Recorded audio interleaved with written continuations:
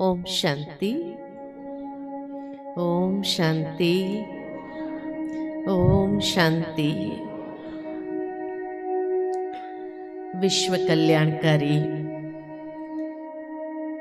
जगत नियंता सर्वशक्तिमान परमपिता परमात्मा के सभी प्रिय संतान, विषय चुना गया है जो समय की आवश्यकता है, समय की पुकार है।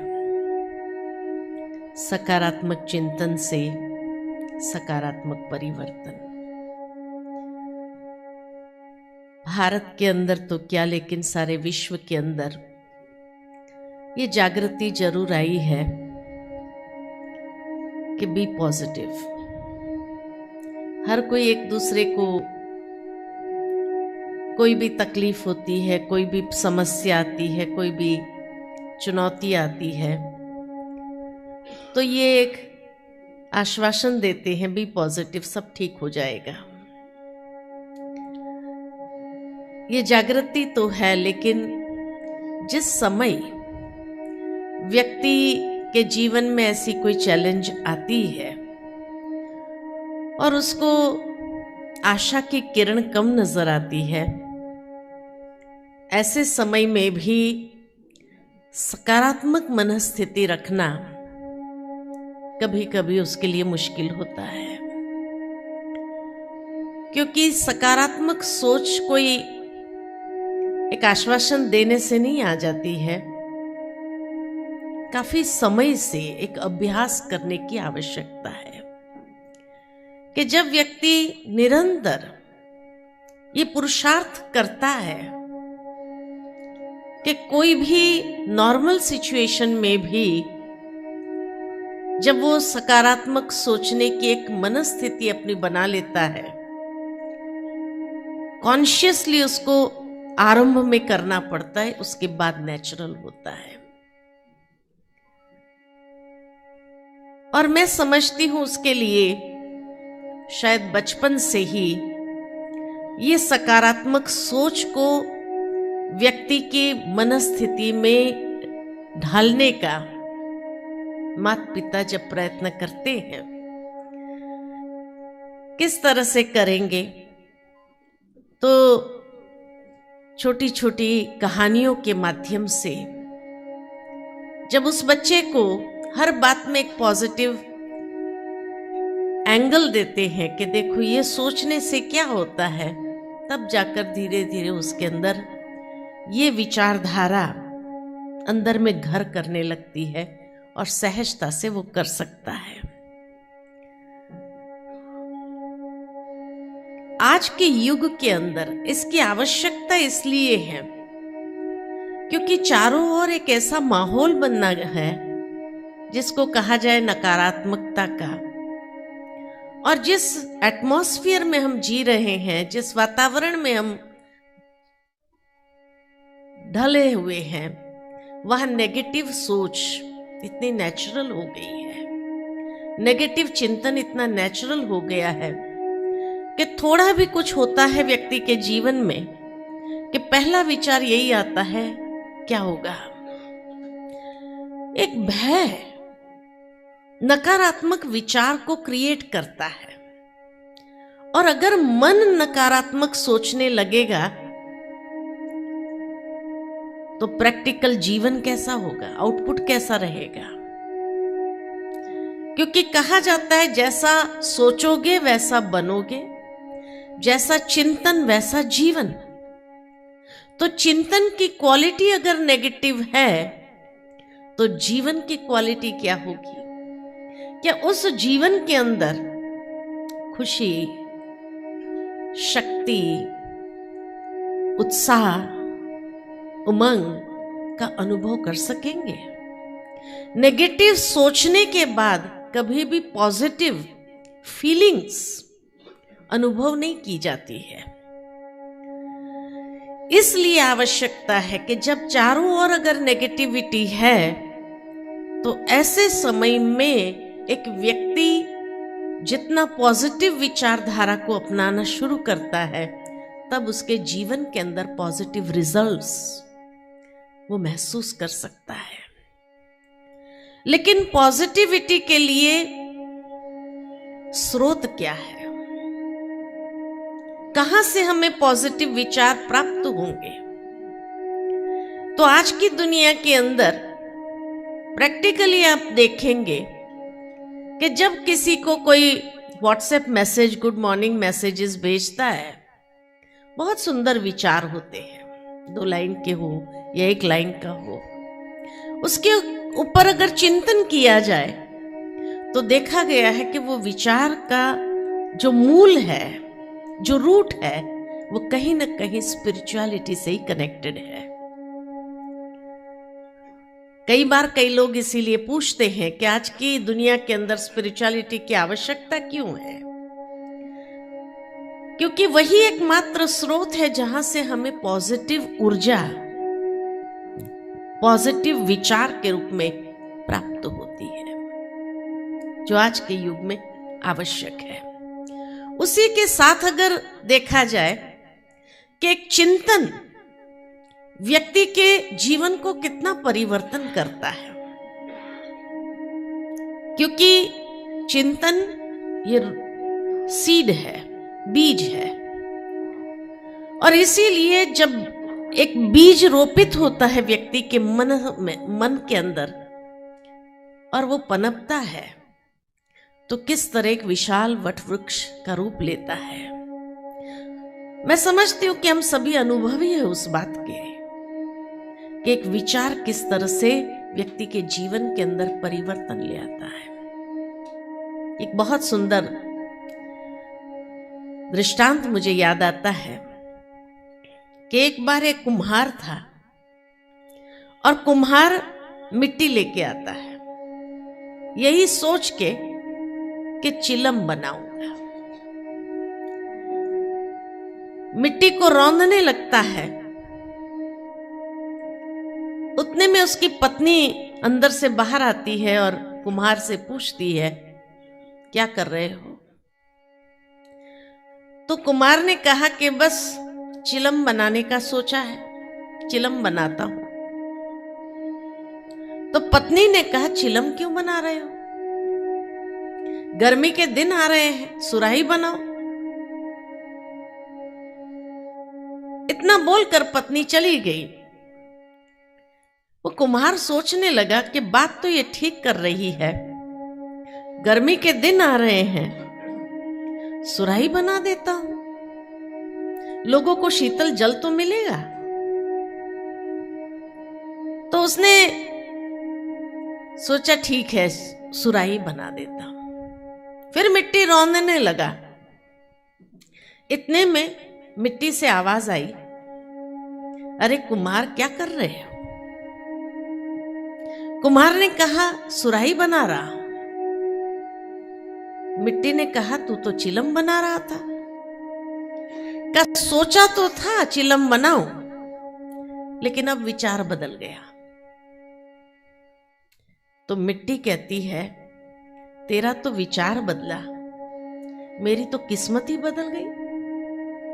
चिलम बनाता था, खुद भी जलती थी, दूसरों को भी जलाता था, लेकिन अब सुराही बना रहा है, खुद भी शीतल रहूंगी, दूसरों को भी शीतलता दूंगी। एक विचार परिवर्तन होने से कितना परिवर्तन व्यक्ति के जीवन में आता है, किस्मत में आता है।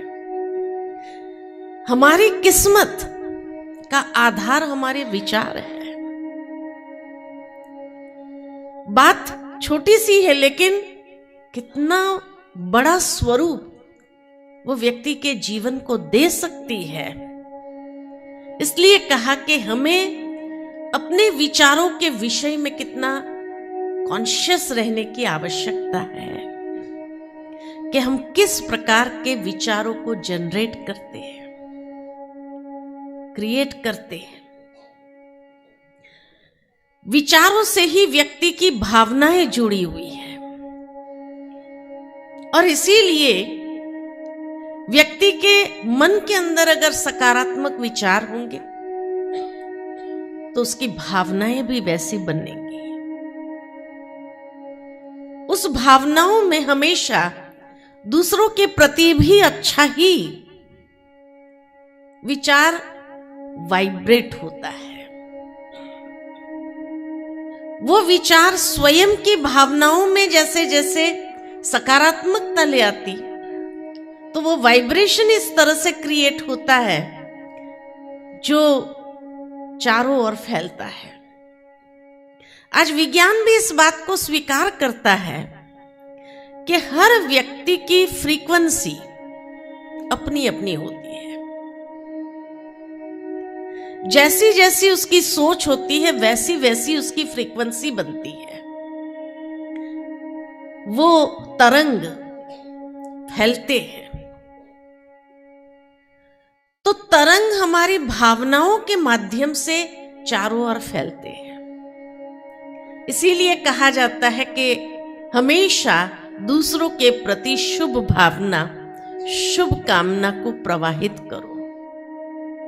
प्रवाहित करना माना लेट इट फ्लो। उस भावना को वाइब्रेट करो, उसको चारों ओर फैलाओ, क्योंकि व्यक्ति के इस वाइब्रेशन से ही माहौल क्रिएट होता है। आज अगर समाज के अंदर डर का वाइब्रेशन है, लो फ्रीक्वेंसी बन गई है, तो वो लो फ्रीक्वेंसी क्यों बनी है? क्योंकि उसके विचार की क्वालिटी वो है। तो हाई फ्रीक्वेंसी करना हो तो विचारों की क्वालिटी में परिवर्तन लाने की जरूरत है। तभी तो हाई फ्रीक्वेंसी पर वो फंक्शन करेगा, एक अलग लेवल पर अपने आप को पाएगा। तो भावनाओं को तरंगित करना, उसको, उस वाइब्रेशंस को फ्लो होने देना, और जितना ये हाई फ्रीक्वेंसी होंगी उतना सरलता, सहजता उसके अंदर होगी। लो फ्रीक्वेंसी में क्या होगा? स्वार्थ होगा, सेल्फ सेंटर्ड व्यक्ति हो जाता है, स्वार्थ होगा, अनेक प्रकार की नेगेटिविटी से भरपूर होगा, या स्वयं के प्रति ही जैसे करना है, ईर्ष्या, द्वेष, ये सब दूसरों के प्रति तरंगित होने लगता है। जितनी हाई फ्रीक्वेंसी में व्यक्ति रहेगा उतने पॉजिटिव ऊर्जा वो तरंगित करता है, चारों ओर फैलाता है। जिस तरह म्यूजिक को देखो आप, म्यूजिक किसी को सूदिंग इफेक्ट देता है, रिलैक्स करता है, और कोई कोई म्यूजिक ऐसा होता है जो कर्कश महसूस होने लगता है। ठीक इसी तरह हमारे भी जो वाइब्रेशंस फैलते हैं, जितना हाई फ्रीक्वेंसी के होंगे वो सूदिंग होंगे, खुद को भी सहज रखेगा, पॉजिटिव रखेगा, रिलैक्स मूड में रखेगा, और दूसरों को भी वही वो दे सकेगा। इसीलिए भावनाओं के माध्यम से देना है। आज संसार के अंदर हर चीज दे रही है ना? प्रकृति के पांचों तत्व दे रहे हैं, ऊर्जा दे रहे हैं ना, सूर्य ऊर्जा दे रहा है, पेड़ पौधे ऑक्सीजन दे रहा है, इंद्र दे रहा है, वायु दे रहा है ना? तभी तो किसी ने बहुत सुंदर ये गीत की लाइन लिखी है, नदी न पिए अपना जल, पेड़ न खाए अपना फल, है ही दूसरों के लिए। आज एक पेड़ को काटने वाला इंसान पेड़ को काटने से पूर्व उसकी छाया में बैठकर भोजन करता है, और पेड़ ये नहीं सोचता है कि ये मुझे काटने वाला, मैं छाया क्यों दूं उसको, फिर भी छाया देता है। और इस तरह से जितना वो देते हैं उतना वातावरण के अंदर वो बातें फैलती है। मनुष्य ही एक है जो ले रहा है, ले रहा है, ले रहा है, और उस प्रोसेस में देना ही भूल गया। जितना देते जाएंगे उतना खुशी होगी, लेते जाएंगे उसकी भी खुशी तो है, लेकिन देने की खुशी ज्यादा है, लेने की खुशी ज्यादा है। क्या कहेंगे? देने की खुशी ज्यादा है, इसलिए देने वाले को कहा जाता देवता, लेने वाले को कहा जाता लेवता। क्या बनना चाहिए? देवता बनना चाहिए, कुछ न कुछ देते जाए। कोई चीज वस्तु देने की बात नहीं कर रही हूं, भावनाओं को पॉजिटिव रखते हुए देना, शुभ भावना देना, किसी को दुआएं देना, किसी को मोटिवेशन के शब्द कहना, किसी को उमंग उत्साह भर देना। आजकल बच्चों की परीक्षा चल रही है, उनको जब हम उमंग उत्साह के बोल, सब ठीक होगा, तेरा पेपर बहुत अच्छा जाएगा, तो भी उसको एक आथत मिलती है, एक वो वाइब्रेशन प्राप्त होता है। तो किसी को अच्छे शब्द कह देना, किसी को मोटिवेट कर देना, ये दे सकते नहीं दे सकते? आसान है कि नहीं है? मुश्किल होगा? आसान है। और देने के बाद जो सुकून का अनुभव होता है बहुत अच्छा होता है। इसलिए कहा कि विचार अगर पॉजिटिव है तो भावनाएं अपने आप पॉजिटिव तरंगित होती है। उसके साथ साथ तीसरा है दृष्टिकोण। हमारा दृष्टिकोण कैसा है, परसेप्शन कैसा है? कहा जाता कि हर चीज को देखने के दो नजरिए होते हैं, एक पॉजिटिव एक नेगेटिव। कहा जाता है कि एक बार दो व्यक्ति पेशेंट थे, एक कमरा शेयर कर रहे थे, तो खिड़की से देख रहे थे खटिया पर लेटे लेटे। तो दूसरा जो सामने वाला था पूछ रहा था उसको, क्या दिखाई दे रहा है बाहर? तो कहा, अरे कीचड़ है, लेकिन कीचड़ में इतने सुंदर कमल खिले हैं, क्या सुंदर कमल है।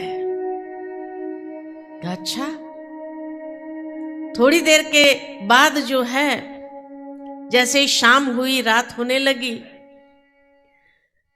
तो दूसरी ओर से जब चांद निकला और वो उसको देख रहा था, तो ये व्यक्ति उसको पूछता है, तुम्हें क्या दिखाई दे रहा है? अरे बोले, ये चांद तो पूर्णिमा का है, लेकिन इसमें दाग कितने हैं। एक को चांद में भी दाग दिखाई दिया, एक को कीचड़ में भी कमल दिखाई दिया। It all depends upon our perception. किस तरह से हम उस सिचुएशन को परसीव करते हैं।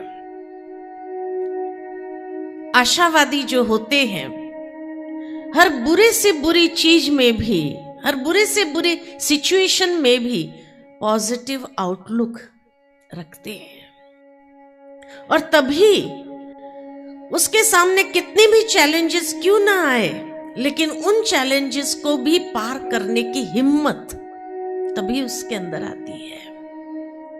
अगर व्यक्ति का आउटलुक पॉजिटिव नहीं होता है तो उसके अंदर हिम्मत नहीं आती, हिम्मतहीन होने लगता है, और वही व्यक्ति टूटता है अंदर से। जीवन जीने के लिए हमें टूटना नहीं चाहिए। बातें तो अनेक आएगी, लेकिन अनेक बातें, अनेक परिस्थिति, अनेक चैलेंजेस आने के बावजूद भी हमें हिम्मत से आगे बढ़ते जाना है।